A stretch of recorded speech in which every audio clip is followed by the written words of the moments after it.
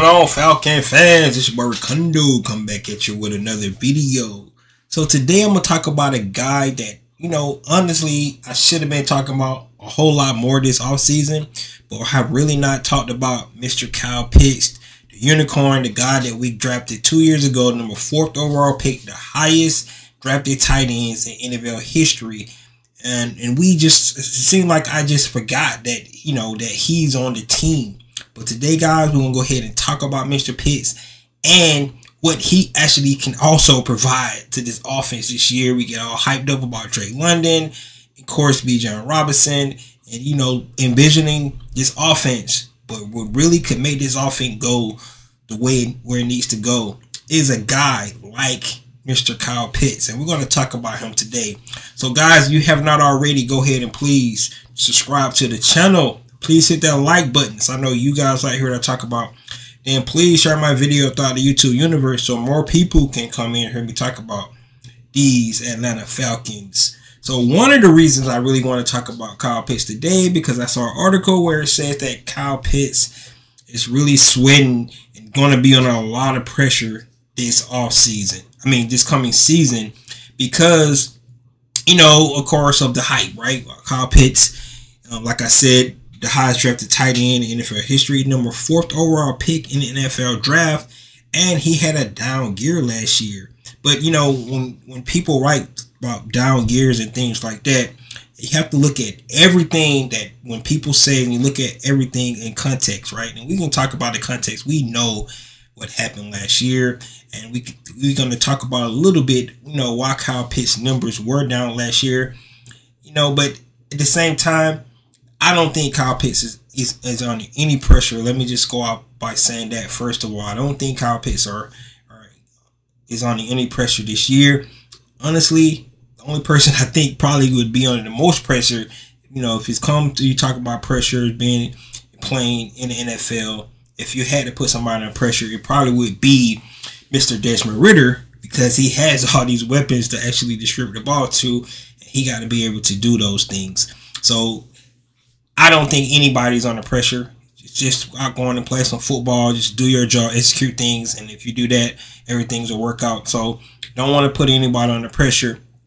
But certainly, Kyle Pitts is not the guy. If you want to put somebody under pressure, put the guy who actually, had to distribute the ball to all these talented guys, and there'd probably be somebody like Desmond Ridder.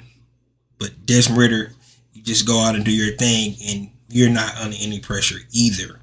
But let's talk about Kyle Pitts' first season. We all know what transpired in the first season. First of all, he had a different quarterback on the center. A potential future Hall of Famer in Matty Ice throwing him the ball. He actually had 68 catches for over 1,000 yards. Almost broke the tight end record for a rookie. Of course, I say that because, of course, when Mike Ditka did it was only 14 games. Kyle Pitts played in 17 games. So, tomato, you look at extra games and things like that. But whatever, what he did in that his rookie season was amazing. Only knock was he didn't have that many touchdowns. Only had 1 touchdown to his name. So that's one of the things that he really wanted to work on coming into this, to this following season, 2022, was to be able to get more catches in the red zone, because everything else was there.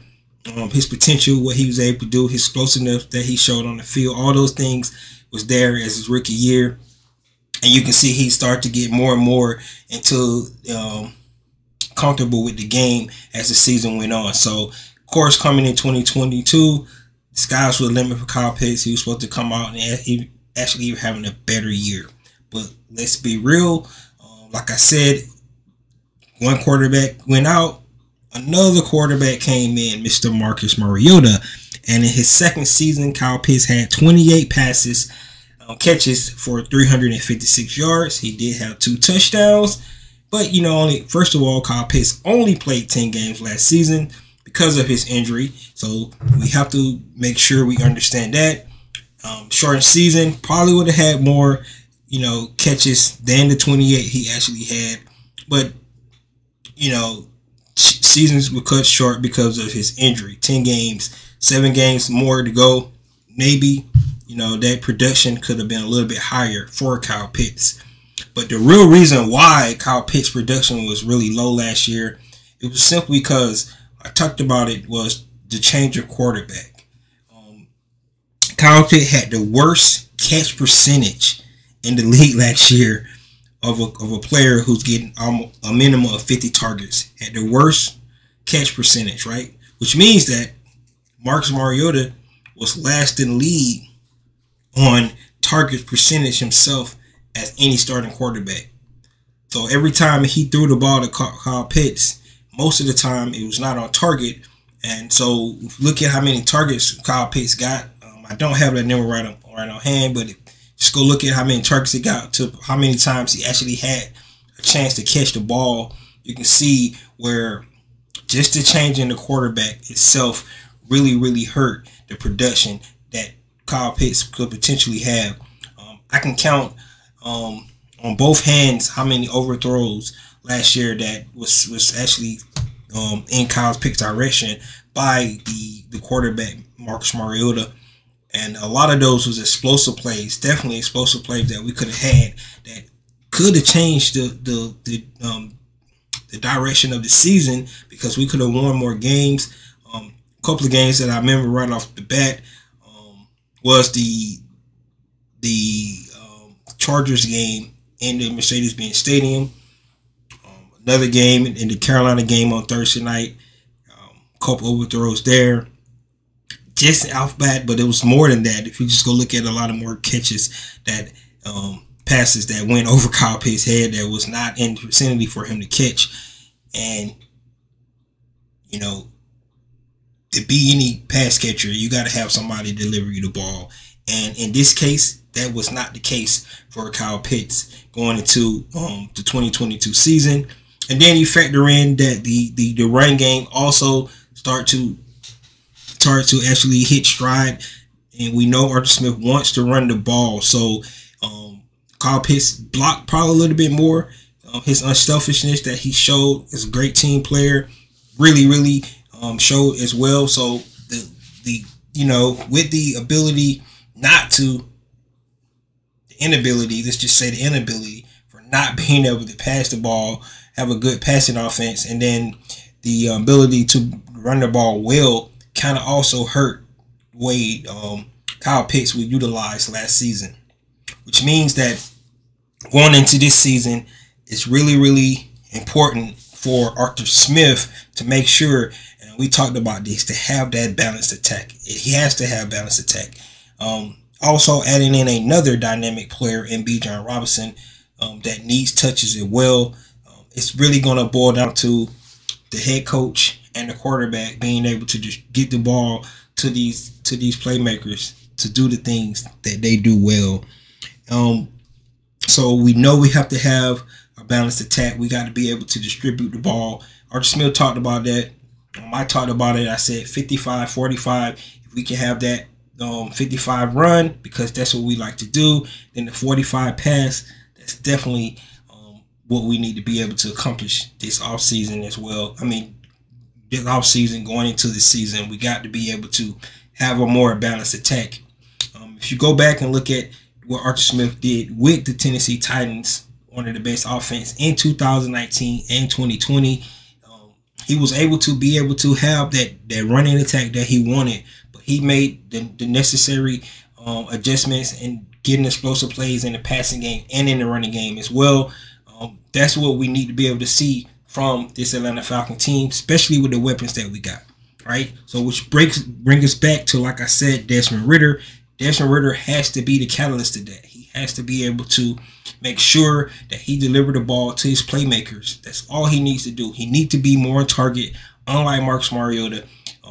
Kyle Pitts definitely is a guy that can make those explosive plays that we need.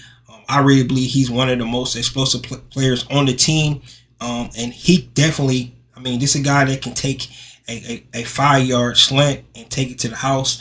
He's able to go deep and catch the ball deep. He's able to catch a seam route right down the middle. Kyle Pitts can pretty much do it all. He can catch screen plays. So you got to be able to get the ball into Kyle Pitts' hand. And Desmond Ridder has got to be the catalyst to that. It's just one of the things that Desmond Ridder has to do. All right. Another thing that we got to factor in, we have to ask the question, and I really want to know from you guys, who is the #1 target in the passing game for the Atlanta Falcons? Right? All right. So the easiest answer to say is the one who's open, right? That should be the #1 target for each play, right? But I really believe that Arthur Smith has to be able to, you know, when he do the play calling, somebody has to be the first read, second read, third read. You know, get to the point sometimes where play caller, they always go to their #1 guy on each play. He's always the first read. And then that started to create tendencies and things like that. I believe the way Arthur Smith should be able to do this, of course, you feed the hot hand. That's always the case. A lot of times in sports, you want to go to the guy who's hot and always dependable on things like that. But in this offense where we have so many different weapons, I think a player could be, you know, the first read on so many different plays. That goes without saying in play calling anyway. But a guy like Kyle Pitts should have a package where he's the first read. A guy like Drake London should have a package where he's the first read, and so on and so forth for each of the other playmakers that we have on this team. Because, like I said, that's going to dictate the distribution of this offense. There's so many playmakers on this team. I don't think we have any unselfish players, but these guys can make plays. And if, you know, game's not going well and these guys are not getting fed, especially pass catchers, you know, specifically receivers, you know, because they're divas, they want the ball. So you want to be able to see these guys get the ball because they can make the plays that we need to make. It's just simple as that. But Kyle Pitts should be really one of the guys featured in this offense, along with all our other weapons. But Kyle Pitts, especially in the passing game, along with Drake London, should be 1A, 1B kind of guys featured in this offense in the passing game. And if Arthur Smith lines it up like that, everybody else fit in where they fit in. But when you pick two guys that's in the first round and number 4 and number 8, they should definitely be featured. That brings us back to the balance, because you want Bijan, the guy we just picked up, who definitely could be a generation type player as well, to be featured. So that's when you have the balanced attack. But Kyle Pitts is not and should not, and I don't think will be forgotten in this offense. The last thing I will say about a guy like Kyle Pitts, where he definitely could be really, really explosive for the Atlanta Falcons, is specifically on third down percentages. If you go back and look at the most successful offenses in this league, third down is always key. And usually quarterbacks go to their guys they trust most on third downs. Last year for Desmond Ridder, of course, it was a guy like Drake London. Go back and look at how many times he was able to, you know, make contact with in the passing game with Drake London. That's what we want to see. But now you got Kyle Pitts back on the floor. You can kind of distribute that up a little bit more. So Kyle Pitts definitely can be really, really important for this Atlanta Falcons offense and on third down. Also, deep passing. I already talked about it. Kyle Pitts, numerous times last year, was able to get over the top of the defenders. However, Marcus Mariota was not able to get him the ball. So deep passes is also somewhere where Kyle Pitts can really, really be useful for this Atlanta Falcons offense. So we want to be able to see Kyle Pitts do that. And the last thing, not least, is in the red zone. A guy who's that tall, that big, that explosive, definitely to have more touches in the red zone. With the benefit of being able to have so many different talents out there, being able to run the ball, so dynamic like we hopefully can be able to run, they should be able to allow Kyle Pitts to be more have more chances to get the ball in the red zone this year. So those three things definitely where Atlanta Falcons definitely can take advantage of Kyle Pitts' skill set: deep passing, third down percentage, and red zone. So I really want you guys to let's get back on board with this guy Kyle Pitts. Right now, he's back in ready to play mode for the Atlanta Falcons. So he was not at last week's OTAs. Not practicing. He was there, but he was not participating, with the team. He was on the side. But from all what we heard, that he will be ready to go for the training camp. So no worries there. But Kyle Pitts is definitely a guy that has not been forgotten. Do not have any pressure on his shoulders this coming up season, and I believe he's going to play a big part in this Atlanta Falcon offense being successful, and he's going to live up to that number 4 overall pick. So guys, let me know what you think about Mr. Kyle Pitts and the potential that he has in this offense, because we have not talked about him enough this offseason. I don't think we forgot about him. We know he was there. And let's be honest, we missed him last season. During the last season, we don't have that vision, of him playing with Desmond Ridder as well. So can't wait to see that, take place this off season and during training camp, and then of course starting the season going into week 1. So guys, that's all I have. This is your boy Ricundo coming back at you with another video. Peace.